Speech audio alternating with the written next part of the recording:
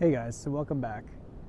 So today I want to talk a little bit about being present with other people and one of the challenges that arises with that.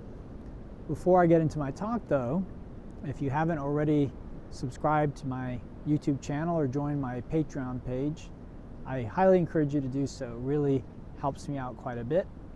And if any questions come up during this talk, please leave them in the comments below. I'm always checking and happy to answer any questions or comments that arise. And then if you get something from this video, please do me the favor of giving me a like or a thumbs up or a heart, just depending on which social media platform you're on. Again, that helps spread the word.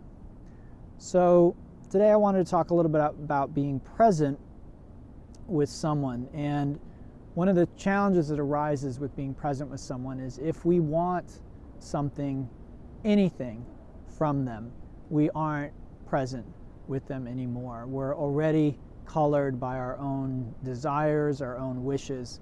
And I want to be very clear, this includes wanting things for them, for their own benefit.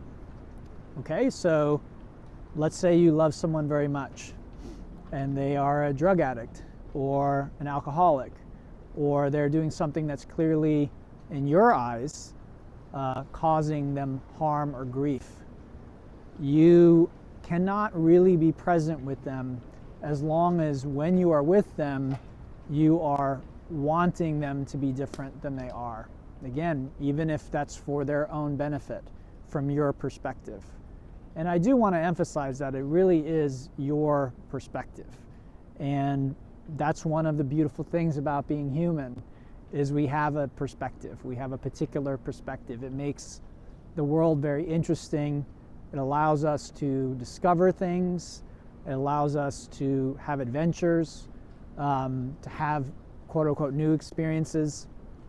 If we didn't have a particular perspective, this wouldn't be possible. So it's not a bad thing that you have a particular perspective. However, it's a good idea to remember it is a particular perspective. It is your perspective. It is not necessarily truth. And one of the things we human beings are very bad at is recognizing that. We often like to believe that our perspective is the truth, that we are right, that everyone should listen to us. So this happens when we are interacting with other people, especially, I think, with people we love often. We want what's best for them, what we think is best for them, given our perspective. And so we might, again, say you need to stop drinking, you need to get off drugs, whatever it might be. And I'm not saying that that's the wrong thing to say. However, when we are doing that, we are not really present with them. We have an agenda, we have a perspective that we aren't willing to let go of. And maybe, just maybe, if we let go of that and we become fully present with them and we really listen to their perspective, we might experience compassion. We might experience empathy. It may not change them, but it might. It might. Sometimes when we let go of our rigid, dogmatic perspective with somebody, and we really open up to them, we listen to them fully, we understand them fully, one, that in itself can be enough to change a relationship. That in itself can be enough. I'm not saying it always is, but that can be enough.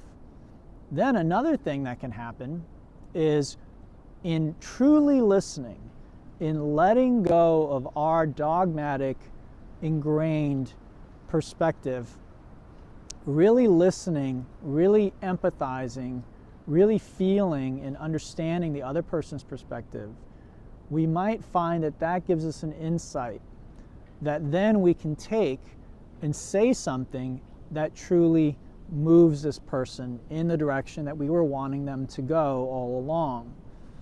Here's the key.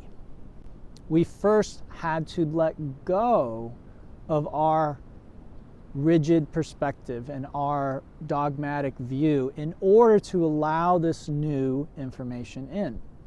As long as we were arguing with this person or telling them how they're wrong or trying to convince them of our perspective, this wasn't possible. And this is a lot of what happens when we really work with meditation and the way that I teach it and the practices that I teach. We create more space in our heart and our mind, and that allows both the divinity to move in.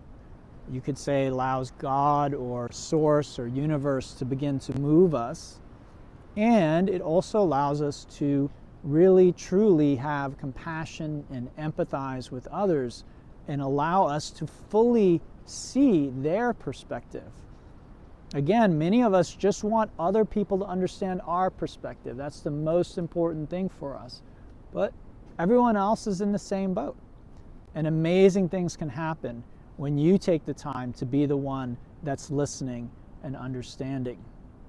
So, I just wanted to share that with you, just a brief thought on that, that as long as you have some kind of agenda for somebody, as long as you want someone to heal or to be whole or to be healthy or to get off drugs or to understand you or anything, even if it's a very good thing, you are still bringing something that is keeping you from being truly present with that person. So if you're a healer, for instance, you're a doctor, and you're working on your presence, it is a huge mistake to go in and think, I need to heal this person, or this person needs to listen to me so they can become well.